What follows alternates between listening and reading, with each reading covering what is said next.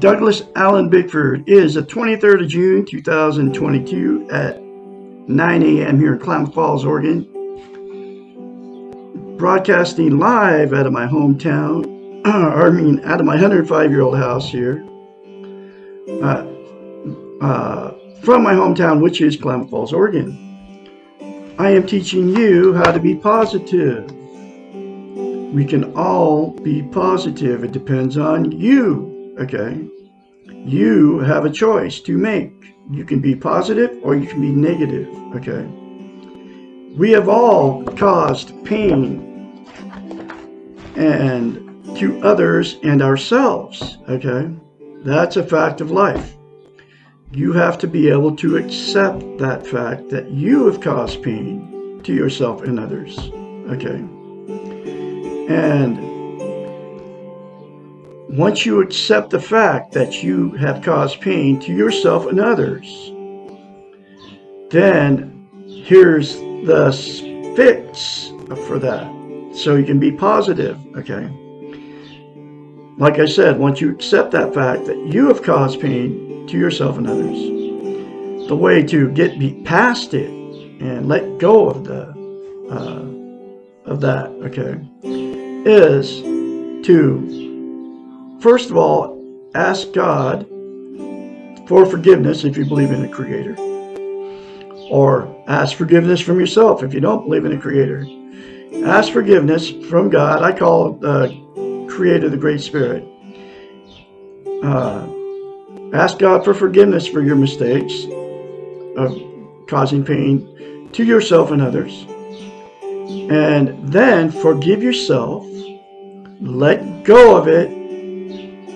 Because when you let go of it, you'll let go of the guilt associated with your past mistakes. We're all human. We're allowed to make mistakes. And then forgive yourself. Get on with the business of living and let go of it. And then, because if you don't let go of it and ask forgiveness for it and forgive yourself, it causes guilt. And the guilt will make you do the same thing again until you accept the fact that you've caused pain to yourself and others. And then ask forgiveness for it and forgive yourself for it. And then you can let go of the guilt, also will go away. Then you won't repeat the same behavior. That's the way it works, folks. It all comes from this book right here. Her name is Dr. Susanna McMahon. She's a psychiatrist. She is 73, lives in Midway, Texas with her husband. She wrote this book 30 years ago, and every chapter, and it doesn't have chapters, it has, I call them lessons, it's in question form. Talks about how we've been taught and trained not to love ourselves, okay? And not to have self-esteem, self-worth, self-confidence. She has got a doctorate in psychology, so it makes her a psychiatrist. She also has a master's in philosophy. The main focus of this book is to teach you how to love yourself, and what that is. It's also known as self-esteem, self-worth, self-confidence. It's how you feel about yourself inside, okay? Think of this, what self-esteem is. Most people don't even know what the two words even mean. We've all been in romantic relationships, and when you first meet these people, you have that good feeling. They can do no wrong, you can do no wrong. They walk on water, you're bragging to all your friends and everybody about how great these people are. Both people are doing the same thing, right? Well, what self-esteem is that good feeling towards yourself. I've had it several times.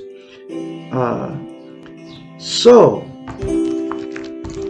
a psychiatrist, Dr. Susanna McMahon, okay, has had thousands of clients. She wrote this book 30 years ago, like I said, okay? She knew that as a psychiatrist, in order to fix her clients' unhealthy minds, that's what they would hire her for and pay her big bucks, she had to give them a way to give themselves self-esteem, self-worth, self-confidence, self-love. Because nobody can give you self-esteem except for you. Okay. So she came up with a concept. It's called mirror therapy. What she told her clients to do, thousands of them, is to say 4 things to themselves in the mirror daily without fail for the rest of their lives, period. Okay? I love you. I love my inner child. I'm worthy to be loved. I'm worthy to love. I am full of goodness. Those 4 things to yourself in the mirror will give you self-esteem. Her clients did it and attained self-esteem. You can do it and attain self-esteem. I did it and I attained self-esteem. Okay? You have to say it daily to yourself, and here's why. Okay? If you start lifting weights and you stop, you have to start over from scratch because you lose muscle mass. Self-esteem is the exact same thing for the brain. So you have to say those 4 things to yourself daily in the mirror for the rest of your life, folks. It'll take you less than 10 seconds instead of criticizing yourself. I love Douglas Allen Bickford. I love my inner child. I'm worthy to be loved. I'm worthy to love. I'm full of goodness. Okay? And the reason she came up with mirror therapy, okay, and why she came up with mirror therapy is because we cannot lie to ourselves in the mirror. It's a psychological event that happens in our brain, and she knew it as a psychiatrist. So that's why you can get in front of the mirror in the morning or whenever you get in front of the mirror. We're all in front of the mirror every day. Shaving or whatever you're doing, brushing your teeth, doing your hair, doing your makeup as a woman, right? That's why you can say or think bad things about yourself, because you're not lying to yourself in the mirror, because that's how you feel about yourself. You can't say the 4 good things to yourself in the mirror and you want to turn me off because I tell you this and call me crazy or whatever, because you don't feel good about yourself. So you can't say those 4 things, those 4 good things to yourself in the mirror, because you cannot lie to yourself in the mirror, because that's how you feel about yourself. You don't feel good about yourself. Okay. So the reason that mirror therapy, or the reason that self-esteem is so vital, important, I can't even, tell you how important it is enough, how important it actually is. Okay. We can't be content without it. Okay. What content means is you feel good about who, what, and where you are. Okay. It's also known as internal peace. There are 11 things that people are using to try to be content, have internal peace. And they are Facebook, drugs, alcohol, sex, television, gambling, food, religion, another person, material possessions, or money. 11 things, right? All those 11 things are known as externals. They're outside of yourself. They will make you content, give you internal peace temporarily, but they will never, never, never make you permanently content and give you permanent internal peace. There's absolutely only one thing that will, and that's to attain and maintain self-esteem. And those 4 things to yourself in the mirror daily without fail will make you attain and maintain self-esteem. Okay. So here's the other thing about self-esteem. You can't love without it. You can't be loved without it. Okay. So what happens is 2 people that don't have self-esteem will attract each other. Okay. And then you'll either get married or get involved with these people, right? And then after the good feeling goes away that you had for that other person, which you thought was love, which isn't love, because you can't love or be loved without self-esteem. Then the relationship becomes toxic. That's when the fights and the arguments, calling each other names, getting in your car, going down the road. I got to get away from the maniac. That's when you go to therapy, you apologize to each other, and it just keeps all happening. The drug and alcohol use starts, the cheating on each other starts, the going to the bars, picking up people to have sex with, all, the new level of toxicity, the going to your family and friends and complaining about how bad these people are to you and how they treat you, both sides doing the same thing. So then because the relationship became toxic, because two people didn't have self-esteem when they went in, then you'll divorce or separate, okay? And then the same two people will go out and jump right back in another relationship, and the same thing will happen, just like happened in that relationship, because you got involved with another person that didn't have self-esteem because you don't have self-esteem. Okay?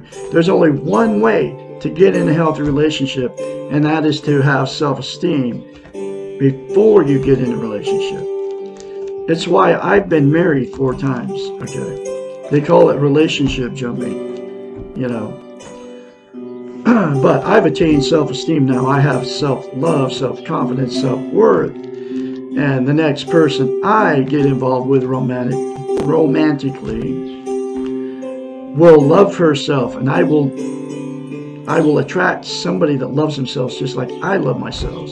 But I doubt if I'm going to find it on Facebook, because most people are on Facebook because they don't feel good about themselves. So that's why I'm here telling you how to love yourself, attain and maintain self-esteem. Okay, and the next thing that'll happen, and two people that got involved without self-esteem, right, married or just together, they'll stay in that toxic relationship forever, okay, because number one, they're being codependent on each other. They don't want to be failures. They cannot be alone. They don't want to be embarrassed in front of their family and friends. Couldn't make it, right? Get all the criticism for not being able to make it, and then they're afraid to leave. Okay, so they'll stay in that toxic relationship forever. I know several in my head right now, but I'm not going to mention any names.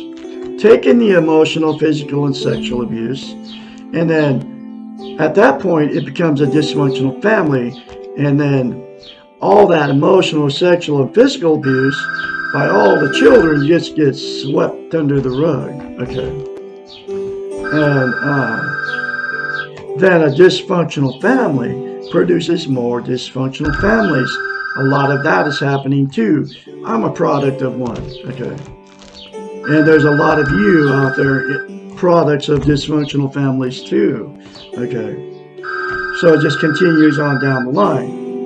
And then the last thing that'll happen, excuse me, the two people that got involved with no self-esteem, right? Because of those same two people, because many failed relationships, many failed marriages, we'll just say, screw it, they're out of the romantic relationship, they'll quit taking care of themselves, and they'll just exit out, okay? And then they'll just stay at home using the 11 things to try to make themselves feel better, okay? Because you cannot be content without self-esteem. So, my style of teaching, okay, I always have a cure for all these situations, okay? And all those scenarios can be fixed. The person in a toxic relationship, the person all alone, the person that's relationship jumping, like okay? If all parties involved said 4 things to themselves in the mirror daily for the rest of their lives, and then get the book, The Portable Therapist, and do the many more concepts in this book. either together in a toxic relationship or the person all alone, okay, then everybody will win, okay. But so if you're in a toxic relationship and that other person doesn't want to do the simple concepts in this book to get, attain and maintain self-esteem, then it'll give you the strength, if you want to change, to get away from the people that are abusing you. Okay? It's that simple, folks. So I'm going through this book from Dr. Susanna McMahon, a psychiatrist, one lesson at a time. And here's that next lesson.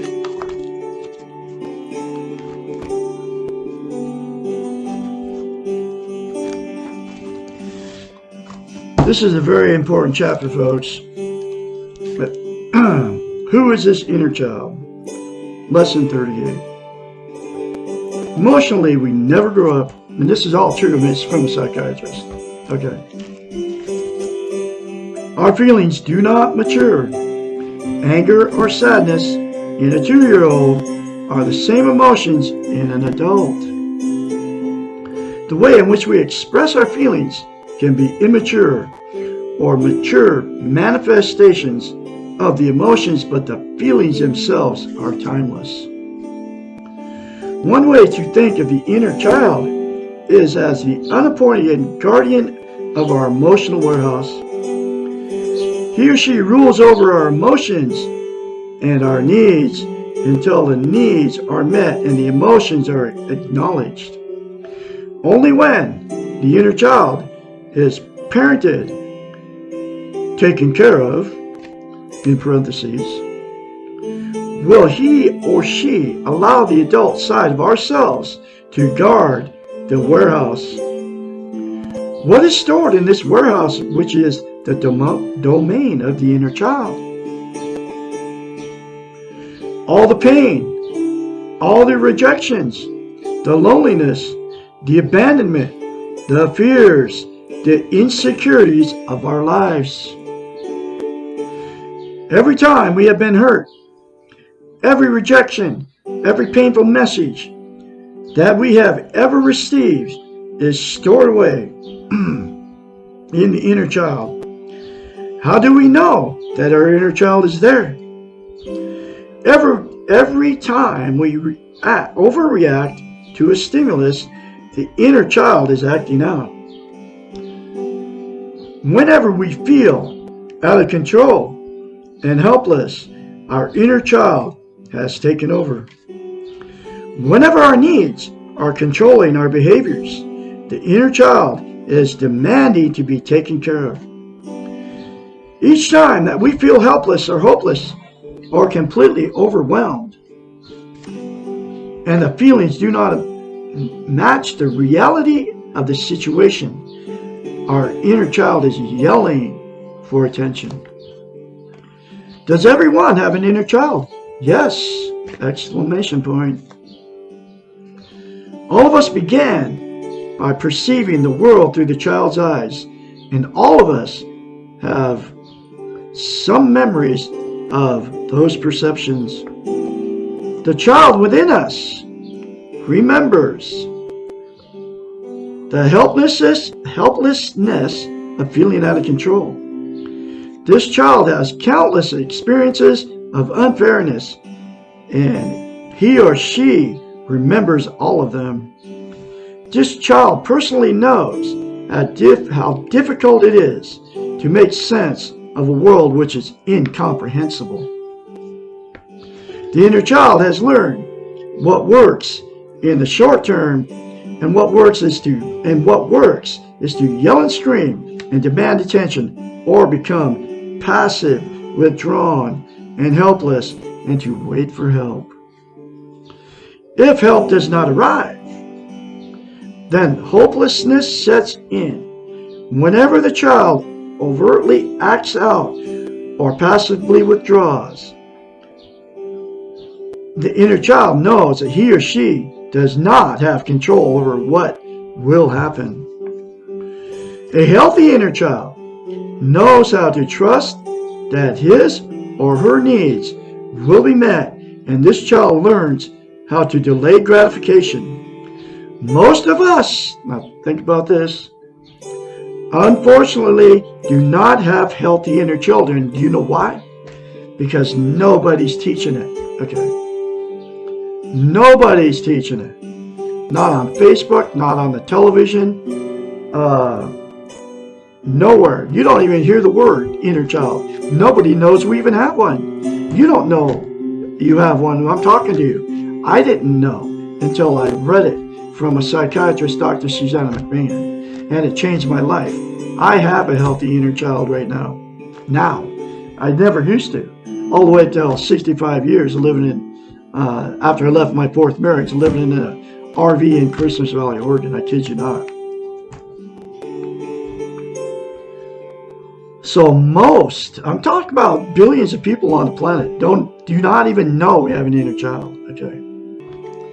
Now let's go on here. This is so vital, this information. Most of us are aware that we have several roles or facets of ourselves. The adult side, the child side, the parent side, the professional side, and so on. As adults, we tend to like the grown-up sides of ourselves and to deny or ignore the childish sides, especially when we are embarrassed by the behaviors exhibited by the inner child. Most of us are trained to, and here's where that training comes in, most of us are trained to feel that we should be grown up and tend to suppress our child. We certainly suppress the negative side of the child, the acting out side, but we also suppress the positive side, the spontaneous, excited, playful side. Our inner child will only be suppressed temporarily. The child will come out when we are least expecting it, and he or she will often behave in a shocking way. It is as if this child is trying to get back at us for not giving the attention he or she needs. Most of us listen to this. Most of us are in a power struggle with our inner child. What we do not realize is that the inner child has control of our emotions while we try to control our logical thoughts. Excuse me again. As we know, perhaps too painfully, that emotions usually rule over logic. The inner child is powerful only when not recognized and when the pain is not acknowledged. This is the secret of the inner child. And I'm going to have that next lesson of what can I do for my inner child tomorrow. Okay, so be watching for that video, folks. But right out the gate, the first thing you can do for your inner child is to say those 4 things to yourself in the mirror. And that's what the second thing is. I love my inner child. Okay. Then you'll be able to get at all those emotions that your inner child is not letting you at. Okay. But all that will be in tomorrow's lesson. So remember to be positive. Say those 4 things to yourself in the mirror daily without fail for the rest of your life. Starting today, folks, I have confidence that you're going to do it. And that will start you on your journey to positivity in your life towards yourself and others. Start you on your journey towards attaining and getting a healthy mind. That starts you on your journey towards attaining and maintaining self-esteem, self-love, self-confidence, self-worth. You all have a great day out there on this Wednesday or Thursday. I'm going to have another lesson for you tomorrow. I'll be talking to you then.